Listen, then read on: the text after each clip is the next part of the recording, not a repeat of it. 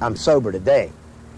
We both know I could be drunk tomorrow, just because I haven't had a drink now in 4 years, going on 4 years.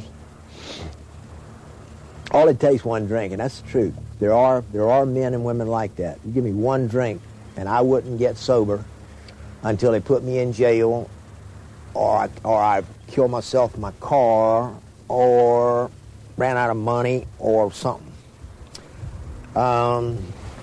That bad. Don't know why that is. Some people have tried to lay, they say, okay, you drank too much, but you're a writer, and all writers drink too much. And I have steadfastly refused to cop to that plea. And I still refuse to cop to that plea. I didn't become a drunkard and be drunk for X number of years because I'm a writer.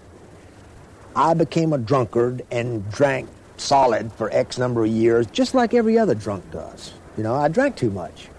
And I got physically addicted to it. Always a court.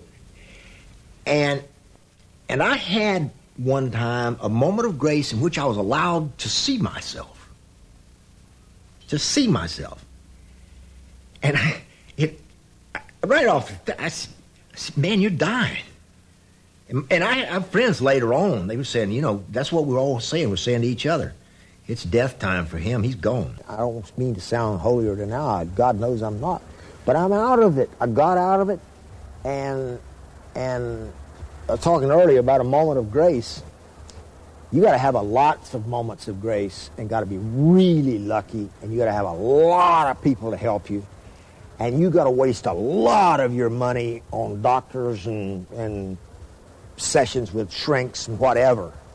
Because the truth of the matter is, you've got to do whatever is necessary. Problem is, you're a lay person. You're not a doctor or a psychiatrist. You don't know what's necessary. I just got to the place where whatever any of those guys told me to do, I did it. I said, okay, maybe this is not the thing to do. I'm going to do it anyway. And if this will, I'll do that, do this, do the other, that. And I can't tell you how. You'd have to be there to realize how miraculous life is without it, without all that stuff. There's a lot of things in this old world I don't understand, and I'll never understand that.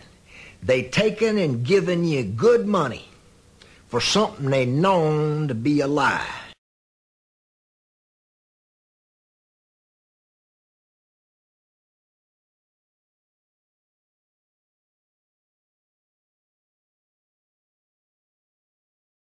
I was teaching English at Santa Fe, and I said, why don't you just come out and try a week? No booze, you can stay out there, I'll cook, you got the lake house, the sailboat, do whatever you want all day long. Yeah, great. So first, second day I come back, everything's fine. I can see him, you can see him getting antsy. The third day I come back, I had about 60 bottles of wine that I'd saved, all some real good, some whatever. And I got there, and when I opened the back door, I smelled a woman in the house. I knew that somebody was in there with, and then I started noticing the destruction.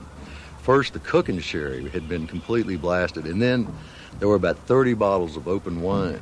And Harry had just gone until he found one he liked. If he didn't like it, he just left it there and went on to another one.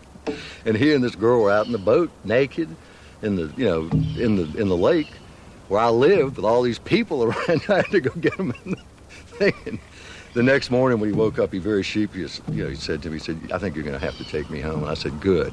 I won't take you home.